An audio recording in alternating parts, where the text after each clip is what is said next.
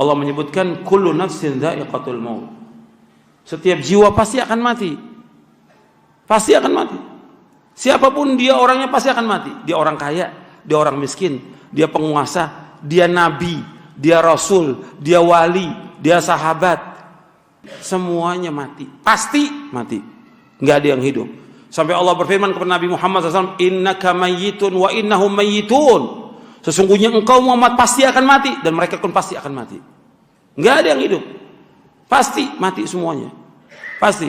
Makanya musibah yang paling besar yaitu musibah dengan wafatnya Rasulullah sallallahu alaihi wasallam. Itu musibah paling besar. Makanya ketika seorang terkena musibah, kata Nabi, ingat musibahku. Karena musibahku a'dzamul musibah, musibah yang paling besar. Karena apa? Terputusnya wahyu, terputusnya hidayah, terputusnya cahaya, terputusnya ruh yang merupakan kehidupan ini. Wahyu ini ruh, wahyu nur, wahyu hidayah. Terputus dengan wafatnya Rasulullah SAW. Tapi tetap Quran dan Sunnah masih ada. Sampai nanti keduanya akan datang menemui Rasulullah SAW. Makanya kata Nabi, apabila seorang dari kamu idza usiba lakum musibatin falyadhkur musibatahu li fa innahu a'dzamul musibah, kata Nabi. Apabila seorang terkena musibah, ingat musibah. Musibahku ingat. Karena musibahku yang paling besar. Itu apa? Kematiannya atau wafatnya Rasulullah SAW. Para sahabat adalah semuanya orang yang paling cinta kepada Rasulullah SAW. Maka ketika Rasulullah meninggal, sedih mereka. Luar biasa. Sampai Umar marah dengan meninggalnya Rasulullah SAW. Marahnya karena apa? Karena cintanya beliau kepada Rasulullah SAW. Saya mengatakan Rasulullah meninggal dunia, aku akan penggal lehernya. Datang Abu Bakar Siddiq radhiyallahu an, melihat orang sudah kumpul di masjid, sedih, menangis semuanya. Kemudian datang Umar bin Khattab, datang Abu Bakar Siddiq radhiyallahu ke rumahnya, anaknya Aisyah radhiyallahu anha. Melihat Nabi sudah meninggal, dicium keningnya oleh Abu Bakar Siddiq. Engkau adalah orang yang thayyib, yang baik, baik ketika hidup maupun sudah mati. Wangi Rasulullah, hidupnya maupun meninggalnya.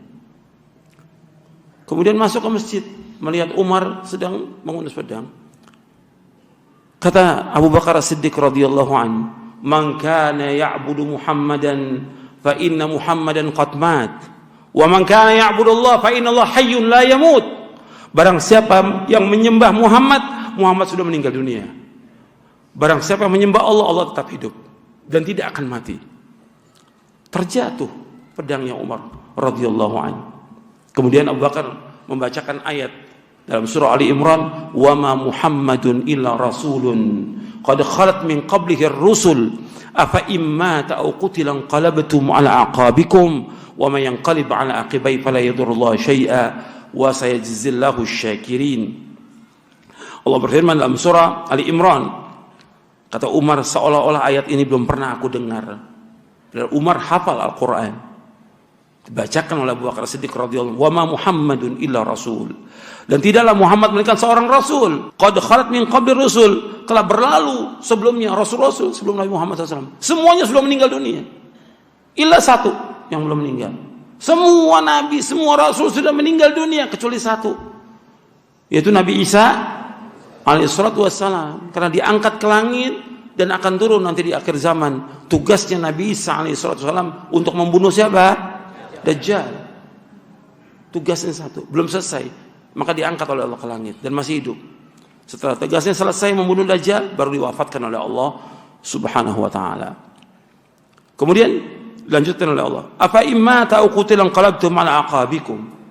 Apakah kalau beliau meninggal dunia atau terbunuh, kalian kembali atas tumit kalian, kembali kafir? Wa may yanqalib aqibai fala yadurullah syai'a. Barang siapa yang kembali dalam kekafiran, maka tidak akan membahayakan Allah sedikit pun juga. Wa sayajzillahu syakirin, dan Allah akan membalas orang-orang yang bersyukur. Di dalam surah Ali Imran ayat 144.